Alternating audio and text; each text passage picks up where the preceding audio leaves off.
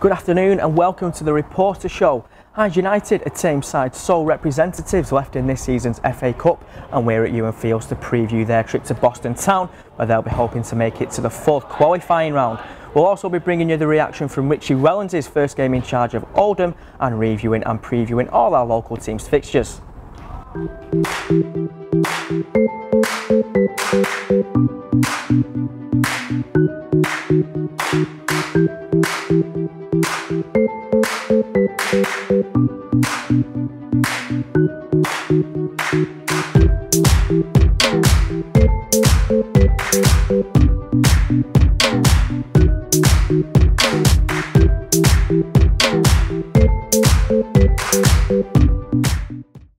So, Oldham fell to a heavy 5-1 defeat at Rotherham United on Saturday. Craig Davis's fifth goal in as many games wasn't enough to get the 3 points, and just 48 hours later, manager John Sheridan left the club, as Mark, I think we expected. Yeah, it's expected, wasn't it, really? I mean, had a very poor start to the season. Over summer, recruited a string of new players, and I'm sure many Oldham fans were wondering, is he the man to guide us to the playoffs this season? It didn't happen, he looked dejected, and it was coming. Well, Richie Wellens was named interim manager on Monday after Shez's departure, and he took charge of the team on Tuesday night for their game against Peterborough United and led them to a surprise 3-2 victory. Mark, another surprise because we didn't expect Oldham to get 3 points there, considering how high-flying Peterborough are. Yeah, exactly. They were in second place heading into that game. I think they had the joint second best scoring record in the league as well. I think Oldham had the worst defensive record, so as you said, it was a surprise result. Although we've seen it many times when new managers come in, it gives the squad a lift, and maybe that just happened.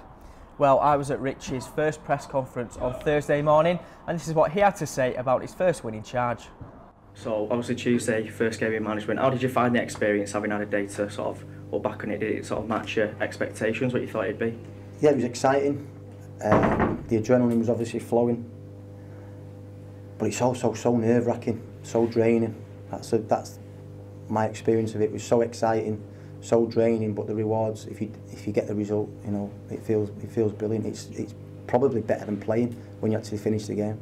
So obviously you've been in football a long time. You said you couldn't wait to get back in after retiring. Was it always your ambition to become a manager specifically?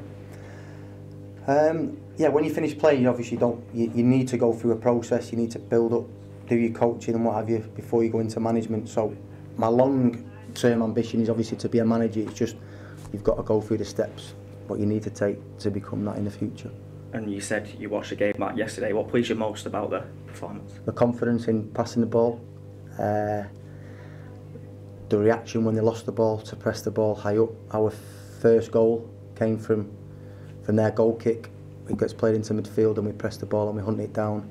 Jack Byrne wins it back, he has a shot and Doyle gets a rebound. So I think just the confidence to take the ball in all areas of the pitch and to get the ball moving around the pitch was really pleasing.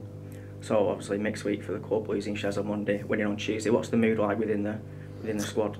After the change room, you can imagine they've been through a lot. It's been pretty tough for them, so I think the mood was one of relief. There was a lot of joy, and the players kind of come together. There's a lot of new players, and you only come together as a real group when you start winning games, because that's when you start to form some bonds with your players, and I think if we can pick up a few more results, that'll go a long way to helping that as well. Kean Bryan also spoke to the press on Thursday morning, and he said there's a positive mood around the club after that victory. Can you just tell us what the mood's like in the dressing room after a bit of a mixed week at the club? The mood's good because we just come back off a win, so we're positive going into the game. That's what Rich has told us. What's happened has happened now, so we have to put that behind us and work with what we have now. Our focus is all on Saturday now, so we'll go outside on the training pitch today and work on the tactics for that, and hopefully we can put together a game plan to beat Portsmouth. What do you think the players did differently on Tuesday to get the result that hadn't been there previously? I wouldn't say too much was different. I think the last couple of weeks when Shezza was here, we were just unlucky with results. Fleetwood, last minute penalty. Charlton man sent off. I think it was a lot of unlucky until the Rotherham game, and that was just, I think, we all threw the towel in as a team, which wasn't good. But I don't think much has changed. But I think on Tuesday night there was just a real togetherness, and we just wanted to give the fans something after that heavy defeat against Rotherham. Finally, obviously it's a long trip to Portsmouth on Saturday morning. How do your preparations change for an away game like that? Well, I'll say you have a lot more focus because you don't have any distractions. You're with the team from Friday morning till game time, so I think it's positive. The only thing about it is positive, yes, because you're with the team for a good 24 hours before the game, so your mind is completely focused on what you've got to do and win the game. So we'll talk about the manager situation at Oldham first. A name that's come out this week, Clarence Seedorf. Where did that come from? Very interesting, isn't it? I mean, he's a Milan legend, obviously. He managed in China as well. Bit strange to see him linked with the Oldham job, I'm not going to lie, but what a fantastic coup it'd be for this club, and I'm sure one that we sort of relish reporting. Yeah. Well, Mark, do you think it would be good for Oldham, considering some of the other names that have been bandied Well, about? former Notts Forest boss Billy Davies is being touted as a replacement. He's got a great track record. We all know he's a great manager, so I think to bring in Seedorf, it might be a bit of a risk, but then again, there are rumours that the club is getting investment, so if that investment does come off, then it might be a great coup. Well, this weekend Oldham make the long trip to Portsmouth, but they'll be doing so without star striker Owen Doyle after he was injured in the last few minutes at that win at Peterborough, where he's going to be a big miss, especially considering he scored a brace against Peterborough. Absolutely huge miss. He's been one of the bright sparks in Oldham's season. It's not been going great for them, but Owen Doyle has been one of the things that the fans can appreciate. I mean, he's a great goal scorer. I think you said in his press conference he just felt something in the last 5 minutes of the game, but they'd already made the 3 subs, so they couldn't take him off. Huge miss this weekend down at Portsmouth. Well, Portsmouth entered the game on the back of a 3-0 win against Bristol Rovers, and Mark, one man that Oldham will have to look out for is striker Brett Pittman, who scored 2 in that win, and he's joint top scorer in the division. Yeah, speaks volumes, doesn't it? Joined from Ipswich Town over summer, gone to Fratton Park, started his career there on fire, so Oldham's defence will have to be wary this weekend, and as I mentioned a moment ago, they entered that game against Peterborough on Tuesday with the worst defensive record in the league.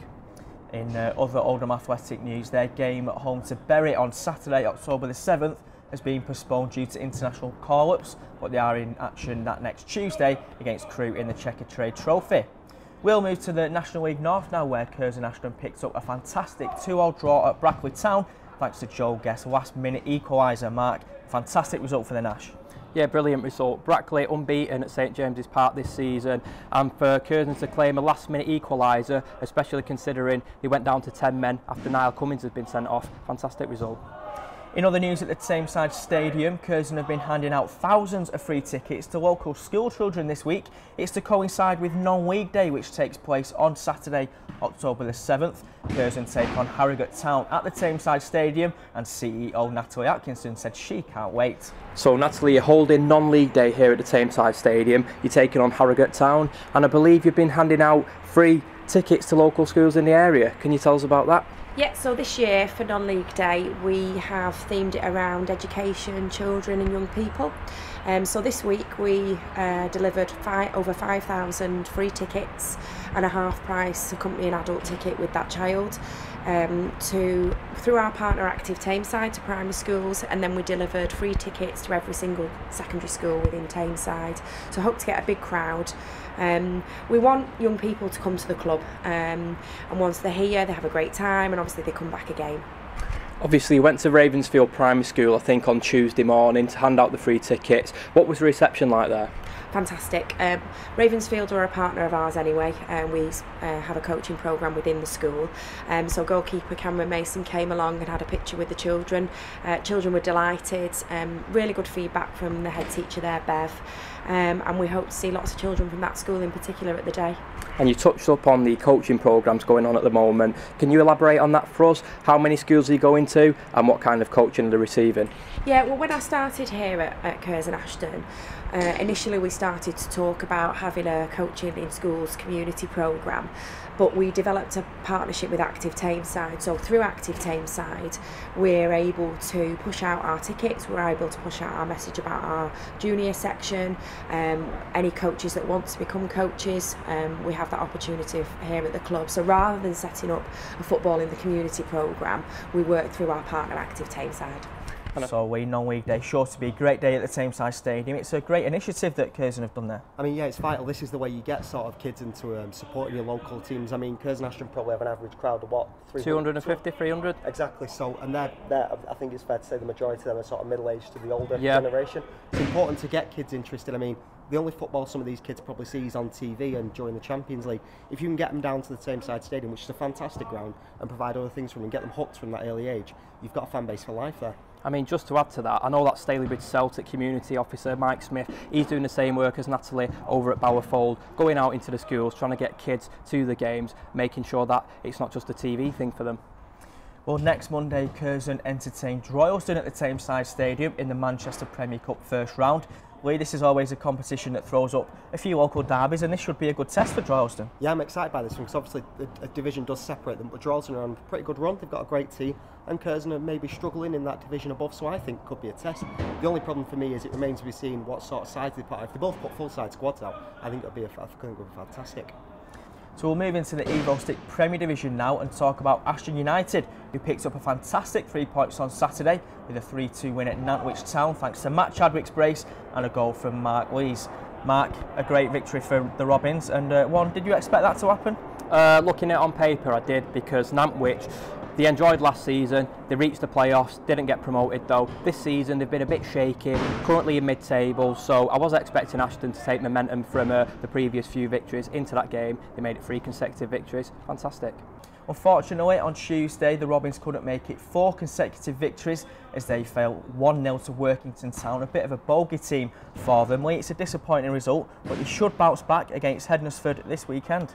They should, because Hednesford have lost 4 of their last 5 games. I think they find themselves 18th in the table. It's a struggle for them at the minute, and if Ashton can catch them sort of on a cold period, I think they could do well. Yeah, I think Ashton are well within the rights to go and beat Hednesford this weekend. Hednesford have suffered some upheaval managerial wise in the past few seasons. They were relegated from the National League North, so as Lee said then, it's a great time to capitalise on that. Well, elsewhere in the division, Stalybridge Celtic capitulated away at Colville Town at the weekend, losing 4-0, but bounced back in a bottom of the table clash against Hales Owen on Tuesday night, with William Dickinson's 9th minute goal proving to be the winner. Mark, Stalybridge have really struggled this season, but that result on Tuesday was vital. It was vital because it was second bottom v bottom. Celtic needed a victory desperately, and I went to the game, and in my opinion I thought it was 2 pretty poor sides. Liam Dickinson's beautiful strike in the 9th minute, the difference between them on the evening. Celtic are going to have to string some victories together if they are going to escape relegation this season. I think they do have the squad capable of doing that, but like I said then, they're going to have to start now. Well, as Mark said there, he was at the game on Tuesday night, and afterwards he spoke to Stalybridge assistant manager Keith Briggs. So Keith, a 1-0 victory tonight, much needed. What are your take on the game? Yeah, I thought we played very well. We passed the ball particularly well first half. Changing them from side to side, trying to create opportunities to go forward. And thankfully we got that goal early in the first half, and we grinded the result out in the end. 3 much needed points, a little bit of a relief, and hopefully we can build on that and start taking steps forward. And the goal was a piece of brilliance by Liam Dickinson. How important has he been since he's come back to the club? Yeah, I thought it was a fantastic move really. We played the ball, I think, down the left, and it's ended up with Dicko into his feet. He's managed to turn and he's put it away, and he's been instrumental in most of the goals that we've scored. He's not only great on the pitch, but he's great off the pitch. He brings a little bit of atmosphere to the changing room. He's helping the young lads out, and he's added much needed experience to the team. So you touch up on the atmosphere in the dressing room there. What's the mood like around the camp at the moment? Because obviously going through quite a tough period. Yeah, a little bit frustrating really, because we've got ability within the group. We're getting particularly punished for individual errors, and if you do that, teams at this level will take them. They'll score goals. So we've got to cut them little mistakes out, take a little bit of confidence from this result, and hopefully push on. But I said that after the Stourbridge game. So it's not just words. We've got to actually go out and build on the result tonight. Well, this weekend, Stalybridge host Altrincham at Bowerfold, and Altrincham currently sit in 5th place in the table. Both teams were relegated last season, but Altrincham have fared a lot better this season. Well, that's what I was just going to pick out, a tale of 2 teams. Obviously, Altrincham came down with Stalybridge last season, but they've brought Phil Parkinson in as manager. He's joined from sort of a step above. I think he's taken a step back in joining Altrincham, but he's certainly provided some fantastic results for them. I mean, he joined from Nantwich, who were a division below, but they'd reached the playoffs, they were beaten in the playoffs, so he's basically joined Altrincham, who were relegated. Like I said, Dedno, I think it was a step back, because when you're at a club and you've got momentum behind you, why not give it another stab? They got to the playoffs, why not give it another stab? But it just shows what we know, because he's guided Altrincham to 5th at the Yeah, minute. he's done very well. Stalybridge is sitting down near the relegation zone, so... What do I know? Well, Stalybridge are back in action on Tuesday night at Bowerfold against Whitby Town, and Mark, that's a team that Celtic have already suffered against this season. Yeah, they went over to Whitby, the East Coast, earlier in the season. Actually, I think it was the first away game of the season on that Tuesday night. Lost 4-1, so they want to put that behind them and exact some revenge next week. So we'll talk about Hyde United now then, who made it 21 games unbeaten last weekend with a draw against Ossett Town, and they're looking to make it 22 in the FA Cup this weekend when they travel to Boston Town. Early this week, Mark spoke to Hyde coach Dave McGurk about the upcoming game. Good, we followed on from last season with the run we've been on. I think we've got a good base now where we're looking solid in every single game. Still a bit more to come from us going forward, I think. Conceding few goals, but I'd like to think with the front four that we've got, we can really kick on and score more goals. Yeah, because you've got quite a few great players in the squad this season. Matt Beadle, Big Camsup, Carl Jones, Luke Porritt, Chris Sutherland and Tom Pratt. A great strike force. Are you expecting big things from them this season? Yeah, we've covered it. We've done a bit of work and training. I just think it's a matter of it clicking now. We've been through some games where we're scoring your 2s, 3s and 4s, but then like the other day we just wanted that little bit more. We don't want to get in the habit of drawing too many games. Yes, we want to stay unbeaten, but it's the 3 points that are really going to take us towards promotion. And of course it's not just the striking department that's doing fantastically well this season. You've only conceded 4, you've got the best defensive record in the league. You must be happy with that?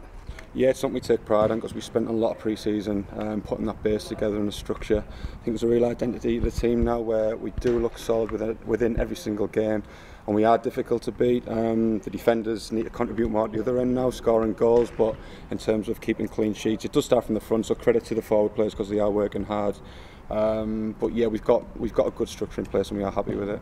Mark, this is some run Hyde are on, and they should be making it 22 games unbeaten this weekend on paper, but as we've seen from other teams around Tameside in the FA Cup this season, that's not always the case. Well, case in point, Ashton United obviously beaten at Newcastle Benfield, I think, who were 2 divisions below them in that game. As for Boston Town, they sit 1 division below Hyde United, so on paper Hyde should be winning this one, but as we all know, the FA Cup can throw up some surprises, but I fully expect Hyde to return to the next round. Well, Hyde will host Atherton Collieries on Tuesday night, but that's dependent on if a replay is needed in the FA Cup. So we'll move to Glossop now, who made it 5 wins from 5 with a 3-1 victory over Colne at the weekend. Mark, another great result, and something seems to be clicking now at Glossop. Yeah, definitely. I mean, you look at the results, 5 5 speaks for itself. They've got very lucky, didn't they, at Droylsden with that handball decision in the 90th minute. Bit of luck on the side, but let's not take anything away from the Glossop squad. They are fantastic this season. I think Ben Deegan's taken his tally to 6 now, so he's in fine form as well. And away after a disappointing spell at Stalybridge Celtic, Paul Phillips and Steve Halford showing that they can do it. Yeah, you say disappointed. I mean, I think they're very good. They're a very good pair of managers, and I don't think they were given enough time at Celtic. Really, I know you said the same thing when they were sacked. I mean, very good managers, doing very well at Glossop, but it's a good setup at Glossop that'll let them achieve. There doesn't seem to be as much pressure as there was at Stalybridge. Great setup, great fan base. Some of the crowds they're pulling at Surrey Street are unbelievable, and I think if they are pushing towards the end of the season, you'll see crowds in excess of 500 there. Well, this weekend, Glossop make the journey to 14th placed Atherton Collieries, who have won 3, drawn 3 and lost 3 of their 9 games. So have we got a prediction? I'd back them to do well. I think this is certainly a winnable game for them. Never an easy trip, is it, over to Atherton? But I think with the form that they're showing. Yeah, I mean, Atherton promoted from the North West Counties League last season, so the ball is in Glossop's court. They'll be wanting to take advantage of that. However, Atherton not doing too badly this season. Currently sitting mid-table, won 3, drawn 3, lost 3. So on paper, it might be a difficult game. So we'll move on now to Droylsden, who fell to back-to-back defeats with a 3-0 loss at Trafford last weekend. Well, they're in a bit of a slump now, Droylsden, and that was a really poor result. It was a poor result, and this slump you mentioned, I think it probably goes back to the handball decision against Glossop. I mean, it certainly took the wind out of our sails when we saw it in the office. I can only imagine what it must have done to the players. Yeah, I mean, I spoke to Dave Pace after that game. He did seem quite dejected, although he was still upbeat because his side had embarked on a terrific run prior to that game. But back-to-back losses, it doesn't look good. But given the capabilities within the squad, I fully expect Droylsden to get 3 points this weekend. Well, I must just agree with Mark there. They've got a fantastic squad down at Droylsden, and I certainly think they'll be pushing when it comes towards the end of the season. Well, the Bloods host Tadcaster Albion this weekend, so do you agree with Mark that they will sort of overcome this slump? Yeah, certainly. And I think Tadcaster's the place to do it. I mean, certainly I think they could beat them. Take the 3 points this weekend, go on a run. Well, you've got to look at it on paper. Tadcaster, I think, are in 8th in the table at the moment. They'll make the journey to the Butcher's Arms. It's a fairly long journey. Droylsden, great on home soil this season. So, yeah, I expect 3 points there. And as we mentioned earlier, Droylsden travelled to Curzon on Monday to play in the Manchester Premier Cup. Lads, it's hard to sort of predict what sort of teams both managers will put out, but have we got a prediction for that one? Curzon obviously heavy favourites. Yeah, I mean, there's the 2-division gap between the two sides, isn't there? Although, as Lee just said then, Droylsden have started the season fantastically well, so who knows what can happen. I think Curzon might not take this one too seriously, and I think Dave Pace will want to win. This is a competition that Droylsden usually do well in, and I certainly think this will be one that they'll want to go all the way in, should we say. So I think it'll be a strong squad. So last but not least, we'll talk about Mossley, who got back on track with a 2-0 win over Atherton Collieries at the weekend, but were then denied a point at Ossett Town on Tuesday after a last-minute penalty decision went against them. Mark, by all accounts, it shouldn't have been a penalty for Ossett, and fine margins like that can have massive repercussions over the course of the season. Come the end of the season, if Mossley finish outside the playoff places due to that loss at Ossett Town, then yeah, it does have massive repercussions. And apparently, halfway through that game, Mossley player Mo Ali received an elbow to the face. The referee did nothing, but then a 50-50 challenge inside the box, he awards a penalty. So yeah, like you said, fine margins can have massive repercussions. So the Lily Whites will be looking to bounce back at Clitheroe this weekend, and it's a chance for Mossley to go 5 points ahead of Clitheroe, who've got a bit of a weaker defence. Well, they've conceded 22 goals this season, which obviously we've not played that many games, so that is a bit of a disaster. Mossley have scored quite well. They've got a decent strike force up at Seal Park. So I think. Sorry, Liam Ellis, going to say one of the class strikers, signed over summer. He was on loan at the club last season, so yeah, they have got a great strike force. And who knows, with a bit of help from the referees this weekend, they might just do it. So Mossley are entertaining Ashton United next Tuesday in the Manchester Premier Cup. That's a competition they won in 2015 and 2016. Well, that's all we've got time for this week, but don't forget, for a more in-depth roundup of all the football across the borough, you can listen to the Sporting Spotlight tonight on Tameside Radio at 6 o'clock with myself, Lee, Mark and Ashton United Media Officer George Clayton.